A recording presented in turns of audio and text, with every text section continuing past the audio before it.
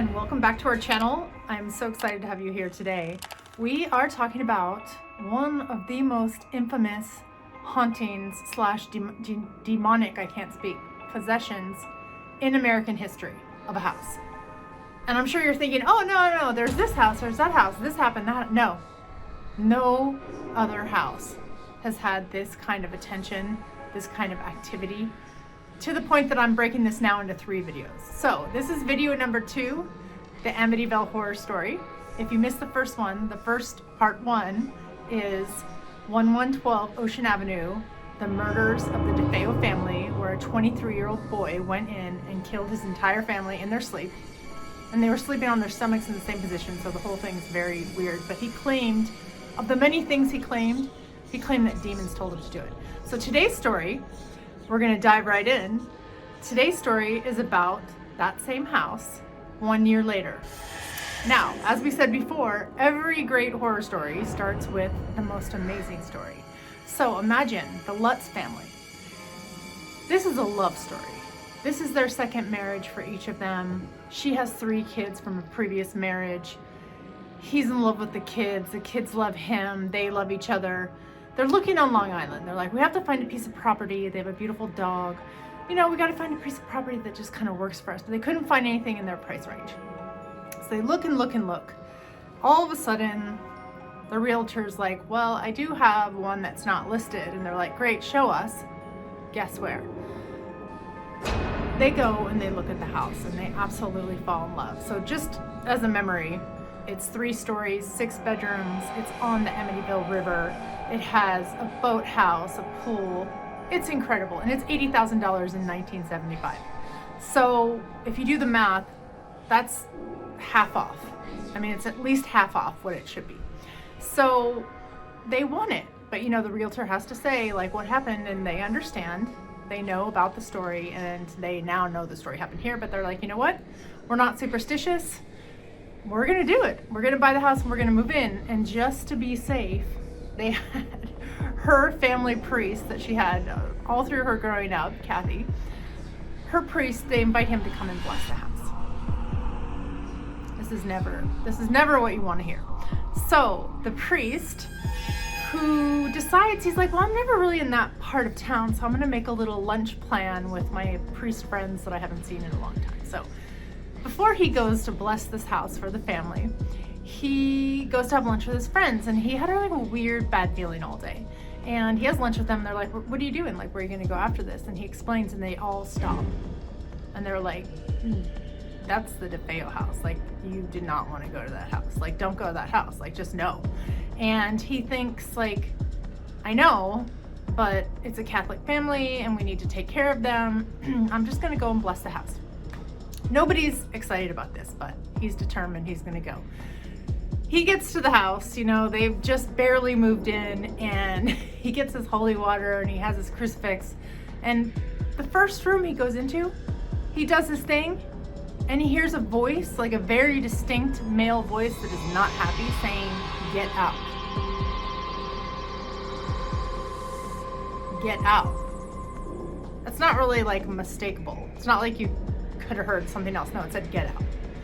So he goes through, blesses the house kind of fast, like, oh my God, you know, not happy about this. And there's one room in particular, which they use as the sewing room. And he is like, it's just all bad. It's bad. Whatever you do, just don't go into that room. And they were like, okay. So he leaves.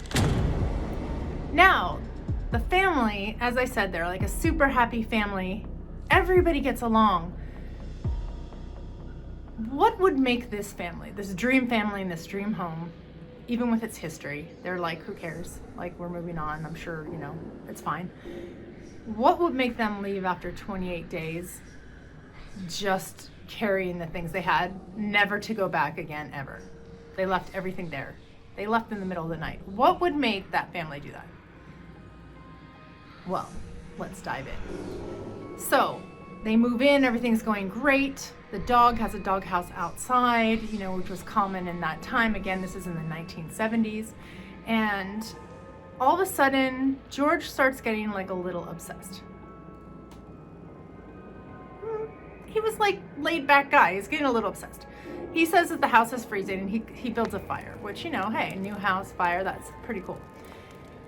But he keeps the fire going 24/7. Like, this is like they're going through cords of wood. He is burning the hell out of, and I think that was his goal, the fire. So that's weird. And slowly, like, everybody slowly starts to get on edge. Everyone's kind of annoying each other, which wasn't normal from before. The priest, well, let's go back to story B, as we'll call it. The priest has never felt good. He left that house. He went to visit his mom. He was supposed to have dinner there, and he never left his mom's house. He was not doing well. He was like, he had the flu. It was just weird, right?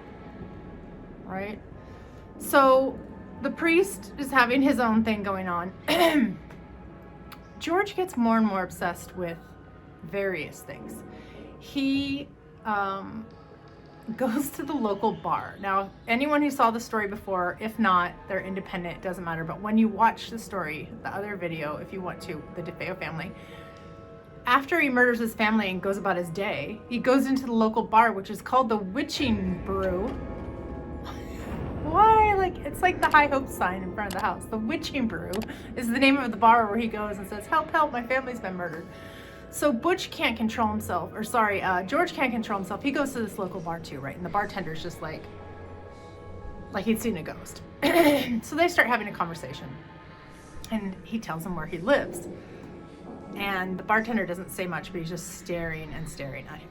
So George is kind of getting the lay of the land, but he's getting really aggravated at Kathy. He's getting aggravated at the kids, and weird stuff starts happening. Like a statue starts being in different places. The worst thing, probably Missy, the 5-year-old, she gets an imaginary friend. But the imaginary friend, like, she's talking to this friend out loud all the time. So the family doesn't think much of it. But after this friend is like constantly with her, they're like, who is it? And she's like, Mommy, it's an angel. And they're like, oh, that's great, you know, incredible. Like, in this house, like, that, great. But it turns out it's a male pig with red eyes. And later they see hoof marks in the back, and no one wants to go into Missy's room, and people, when they visit, are like afraid of that room. So it's just creepy. The boys, they play more and more, you know, they're at that age. Nothing really crazy happens to them at the end, except for that George starts getting meaner and meaner. He actually like hits them with a belt at one point, but he just gets meaner and meaner. Like, he's not a nice guy. This is like The Shining, sort of. I don't know which one was raised first. I think this one might be first, but it's where like the dad slowly gets possessed and becomes mean to everyone in the family. So George is convinced that the DeFeo family left money hidden in the house somewhere. So now he's obsessed with the fire. Now he's obsessed with their money being somewhere. And so he decides that money must be somewhere in the house. So he does like an investigation of the entire house, and he finds this secret room. And he gets into it like, it's like in the basement, like rips the door down, and it's a red room. Completely red.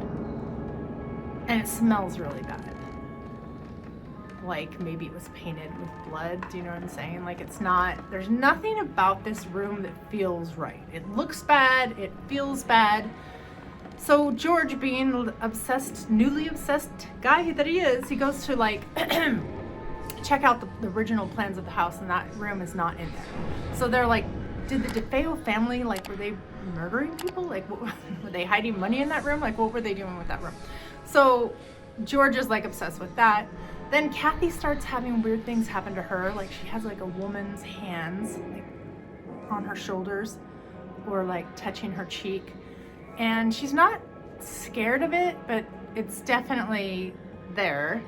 And then later, I'm just gonna say it, later she has romantic experiences with a male ghost that are not her husband. So it's almost as if at some point she felt like she was trying to possess her, like this nice, calm woman, and then this other male entity. They were kind of fighting over possession of her in some weird way.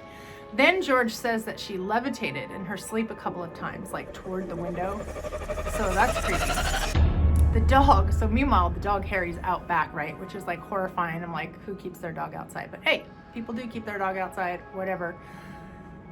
he just starts sleeping night and day. Like, that dog's asleep. Like, he sleeps his way through the demonic possession of the house. Like, good job, Harry. Way to go. But, you know, at the beginning of the story, he's like mental and he's barking all the time and he almost strangles himself trying to jump over the fence after something. So I guess him sleeping is like, okay, bye now. So now we've got the red room, we've got the imaginary friend, the priest isn't doing well. The priest is getting overly like concerned, like he wants them to leave the house. Like he doesn't feel good about this. So he goes to his higher ups, and at this time he has blisters all over his hands. His hands are red. He's been bedridden for weeks, and at least 2 weeks. And they say, you know, you're not doing so good. So whether this is real or not, like, you're not going back there. Like, you're not going back to the house. So no. So the Lutzes, $1,500 turns up missing from a brother-in-law right before he gets married. It's a big debacle. George starts to investigate, like, what could this be with the house? Like, this doesn't seem like the DeFeo family spirits. It feels like something bigger. So he goes to the Historical Society, and they tell him that the Chinook Indian tribe, they kept, what is it? Mad people, sick people, and dying people on that property. But no one got buried. Why didn't they get buried? Because they believed that it was infested by demons. So now we're like in a poltergeist situation where the house is built like on a burial ground or something. Like, we don't really know, but the Indians are like, like, we're not even gonna bury our people there. That place is crazy. So the reason that I'm gonna have part 3 of this is because there's so much speculation that professionals want to come in. They have to come in and they want to come in. So everybody starts going crazier and crazier and crazier in the house. George, let me see if I missed anything. Oh, there's flies. That sewing room, the sewing room, there's flies on the window. And the flies come and go and come and go and come and go. And I think also when the priest was there, he got slapped. Like, he felt like he got slapped. Furthermore, if you want to know why everyone's so terrified of this house, outside the obvious reasons, the house looks like it has eyes. Yeah, nobody wants that. Nobody wants a demonic, terrorized, haunted house having eyes that like burn into your body. No one wants this. So at the end, it gets overwhelming. The boys say that a monster is chasing them. Jody the pig is like overwhelming Missy. George is building fires. Kathy's having a lot of experiences that no one, I don't think, wants to have. So they call the priest and they're like, and first of all, the priests, they can't get back and forth. They can't talk. Every time they try and talk to each other, the phone goes out. No one answers. There's static. They can never, it's like they're being blocked from talking. And they finally get like, hi, can we talk to you for a second? And they're like, can you come and re-bless the house? So this is when he went to his higher ups. And they had that conversation. They're like, look, these are the top priests, the cardinals. They even said they talked to the Vatican. You know what they said? You need professionals. Aren't you the professionals? Like, don't they specialize in exorcism? I think they were afraid of the house too, and they didn't know what was going on with their priest, but they were going to protect him. But they're like, you need parapsychologists to come in and demonologists to come in and professionals to come in and try and rid the house of the spirit, because it sounds like it's something much bigger than like something that we can handle with an exorcism. So George has a friend at work, and his friend at work has a girlfriend, and she's a medium. So before they call the parapsychologist, because everybody's upset about this, they have this girl come over. And before she even comes over, she calls George and says, I want you to look around the property. I want you to search the property and see if there's a well. Because I think there might be, if there's any crack in that well whatsoever, this is where the demons are coming and going from, and it needs to be sealed. And he had already found that. Cut to, she comes to the house, has some experiences, gets out of that house and tells her husband later, like, I'm never going back to that house. Like, I don't know what's going on there, but it is not good. So at the end of the story, they rush out in the middle of the night, they take off, and now the whole world is left with what happened in that house. So what happens next is Jay Anson writes a book. So he interviews them. He interviews the family and writes a book of that 28-day experience that they had. So in the next part 3 of Amityville Horror, we're going to talk about Jay Anson, why he took that project, what he thought, like whether it was all real or not. We're gonna dive into the parapsychology party because they had like 10 different people, parapsychologists, demonologists, ghost experts, camera crews, Channel 5 News, like they went in there because everybody wanted to know and had to know like what's going on in this house. So we're gonna dive into that, and then we're also gonna talk about the curse, because there's a curse. Because Jay Anson, everybody that he handed that script off to, whether it was a manuscript or the later to be the film, anyone he handed that off to, things happened like 5 times, like not once or twice. He had a heart attack. He wrote the book after recovering from a heart attack, and he swears it wasn't that, but I don't know. So I would say for anyone who's not seen the Amityville Horror, do yourself a favor, watch the original, the 1975-ish version, and watch it in the dark, and tell me in the comments how that was for you, because I want to know if it still holds up, because it's like terrifying for anyone who saw it at the time. So I just want to know if that movie still holds up. So great to spend time with you. Thank you so much for all the support of the channel. I really appreciate it. All the team here really appreciates it. We can't wait to continue with Amityville Part 3. Until the next time, lock your doors, stay safe, happy holidays, see you soon.